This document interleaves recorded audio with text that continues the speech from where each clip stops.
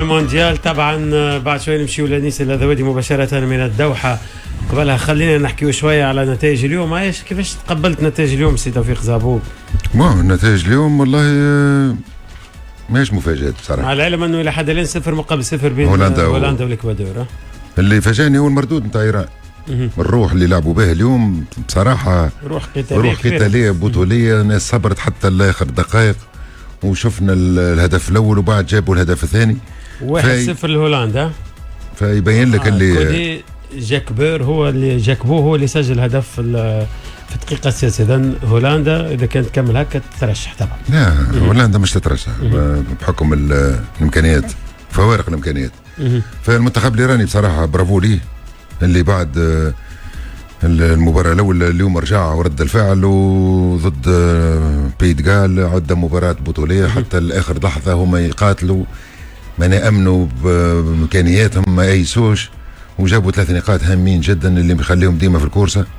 المنتخب القطري اليوم مالغريكو غير في بعض المراكز وغير بعض اللاعبين، ولكن الفوارق شاسعة بين الإمكانيات الفنية للاعبين معناتها السنغال ولا نتاع قطر، وبانت الفوارق حتى من ناحية راهو طلع في مستوى عالي جدا، ورغم التجهيزات ورغم الستاجات ورغم كل، ولكن راهو مدة طويلة مع بعضهم. اي جو سي نعرف كلهم شاركوا في كوبا امريكا. وفي كوبا امريكا وشاركوا لاعب عفيف لعبوه في البطولة الاسبانية. اي كانوا مشاركين ويلعبوا ومشاو بعثوهم حتى اون ستاج حتى ب6 شهور وقفوا البطولة، عملوا كل شيء باش يجهزوا الفريق. ولكن شوف كرة قدم ما تشتريش بالفلوس، كرة قدم راهي امكانيات وموهبة، امكانيات وتاريخ وتقاليد اكيد زي بيان سور. دونك هما يحصل لهم الشرف الساعه اللي شاركوا في كاس العالم، وزيد يحصل لهم الشرف اللي سجلوا هدف اليوم تاع مونتاري اللي مش يدخل به للتاريخ.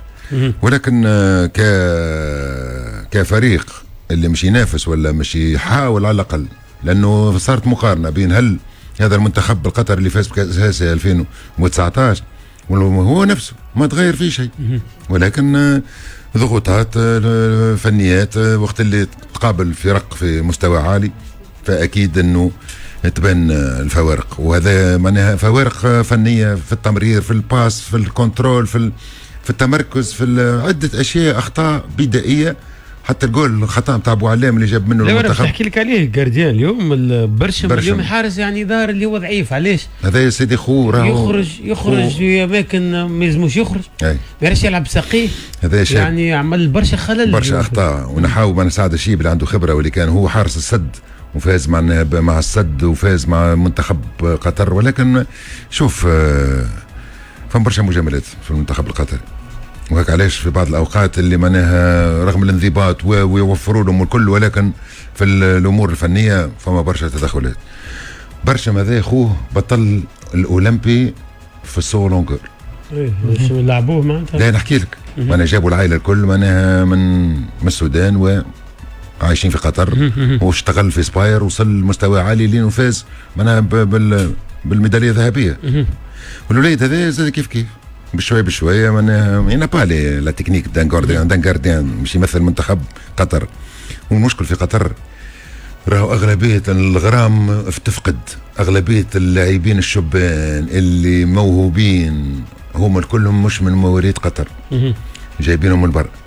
والوليدات اللي غادي كاين القطريين مغرومين بالبساكل، بالموتوات، مغرومين بالفورمولا، مغرومين برياضات اخرى مغرومين برياضات اخرى. اخر حاجه الراي توفيق انه حضور عدد كبير من اللاعبين الاجانب في البطوله القطريه ينجم ياثر، معناها يكون عامل كبير انه في ما يلقاوش منتخب عنده نسق، يعني تقريبا 7 أجانب ولا 7 أجانب مش من اليوم عندهم مدة وما يشتغلوا على الشيء هذا. 7 أجانب يظهر لي من اللاعب القطري ولو متجنس ما يلقاش روحه، معناها باش يلقى 3 أقصى تقدير، وين باش يكونوا 3 ديما في الدفاع. أنا حسب رأيي بعد المشاركة هذه باش تتراجع برشا حاجات.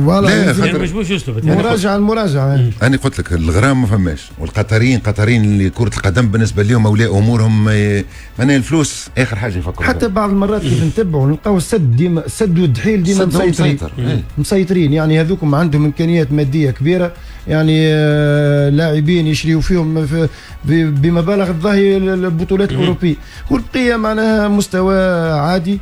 بالطريقة هذه ما تنجمش تخرج منتخب، خاصة احنا في تونس عندنا يشفع لنا شوية اللاعبين الموجودين في أوروبا. ولكن المغرب والجزائر كيف لكن هم ما عندهمش.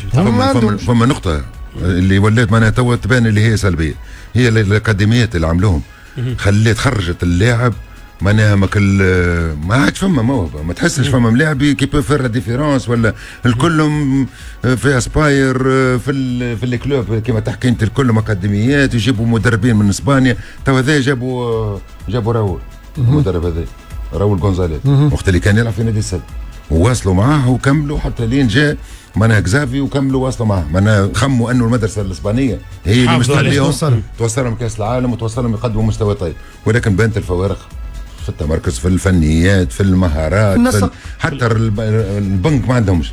كانت نحيلهم تو الاجانب هذوما اللي مجنسين، حتى فما واحد قطري، الباقي كلهم اخر حاجه. دونك حتى مستقبلهم من نهار اخر من الصعب باش يكونوا فريق، لانه حتى الاجيال اللي جايه ما عندهمش فريق كبير اللي ينافس السعوديه، ينافس الامارات، ولا ينافس الكويت.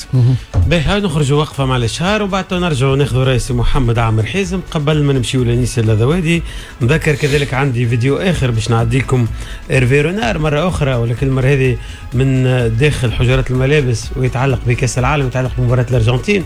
تشوفوه كيفاش حكام على ملاعبيه، وطبعا نعمل مقارنه بين المنتخب السعودي والمنتخب القطري. وهنا هكم اتجاه انتم كنتوا تحكيوا على النقاط ظاهره. اول حاجه في البطوله قوه بطوله السعوديه، ثم السعوديه عندها تكوين وعندها منتخبات شبان، لا حتى النوبل بوبولاسيون ايوه عندها، دونك فما فوارق كبيره. ما تقارنش 300,000.